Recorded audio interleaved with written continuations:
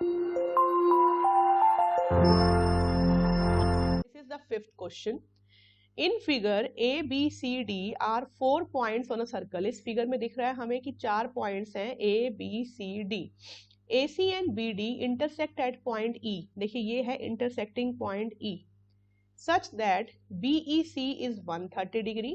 BEC यहाँ given है 130 and ECD is 20 degree. देखिए ECD ये वाला जो एंगल है ये कितना है 20 डिग्री. फाइंड BAC, हमने कौन सा एंगल निकालना है. देखिए ये एक बात तो यहाँ से साफ समझ में आ रही है कि ये एंगल अगर मुझे निकालना है तो ये एंगल और ये एंगल दोनों सेम है. देखिए अब इतने क्वेश्चंस हम कर चुके हैं, थोड़ा सा वैसे भी हमें एक क्लियर हो रहा है क्राइटेरिया कि जो अगर एक सेगमेंट ले लें हम, देखिए ये हमारा कोड है, तो इस पूरे ऊपर वाले सेगमेंट में 2 ट्राइंगल्स बन रहे हैं, एक BAC एक BDC. तो दोनों में ये एंगल क्या होने चाहिए इक्वल. तो ये क्राइटेरिया हम इसमें यूज कर सकते हैं BAC निकालने के लिए. तो अगर BAC निकालना है तो सबसे पहले हम BDC निकाल लेते हैं. अब देखिए BDC कैसे निकलेगा. अगर मैं ये वाला ट्राइंगल लूं, देखते हैं कौन सा, येलो लेते हैं हम. ठीक है, देखिए EDC, ये देखिए थोड़ा डार्क कर देते हैं इसको. ये मैंने ट्राइंगल ले लिया EDC. एक तो मुझे पता है 20 डिग्री है. ठीक है, अब ये एंगल तब निकलेगा जब मुझे ये पता होगा. देखिए बहुत सिंपल है, थोड़ा सा लॉजिक लगाएंगे झट से निकल आएगा, कुछ भी नहीं है इसमें. हमने क्या करना है, हमने पहुंचना है इस तक, इस एंगल तक पहुंचना है.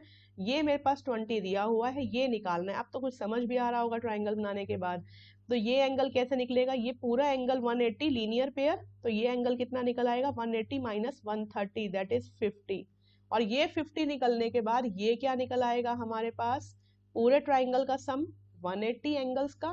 180 में से 70 निकालेंगे तो 110 बस. और ये भी क्या निकल आएगा फिर 110. देखो शॉर्टकट में तो फटाफट से कर दिया हमने. अब इसको करते हैं प्रॉपर तरीके से अटेम्प्ट. देखिए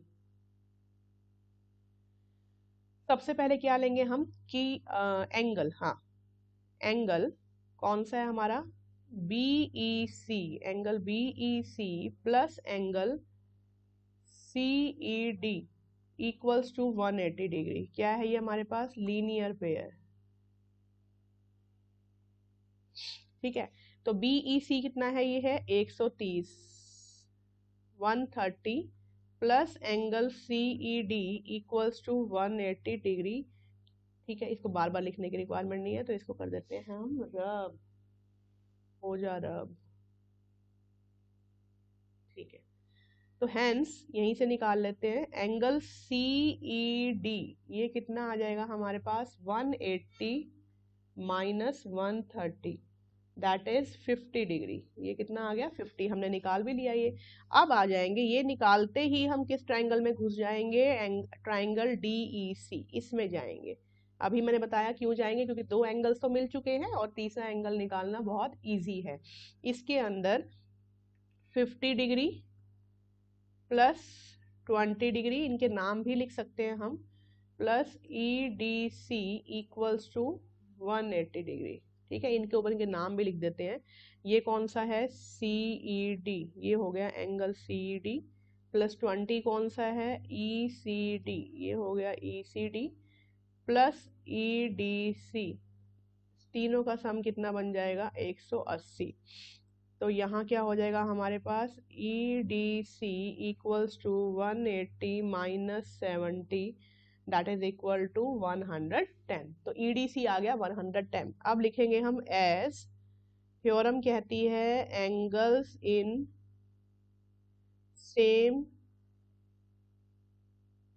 segment are equal, therefore angle BAC equals to angle BDC. ये दोनों एंगल इक्वल हो गए तो हम कहेंगे therefore angle BAC equals to BDC. कितना निकाला है हमने अभी 110, तो BAC will be equal to 110. तो this is the angle that is required. This is answer. तो बहुत सिंपल था, कुछ भी नहीं किया. लीनियर पेयर से पहले हम ट्राइंगल के अंदर वाला एंगल निकाल लिया, 2 एंगल पता हो गए तो 180 डिग्री से माइनस करके एंगल सम प्रॉपर्टी लगाया and we have founded the angle EDC. EDC निकालने के बाद हम सेम सेगमेंट्स के एंगल को हमने सेम प्रूव कर दिया, इसके अंदर दिखा दिया। तो ए सी बी क्या आ गया हमारा 110। तो this is the required solution. Thank you so much.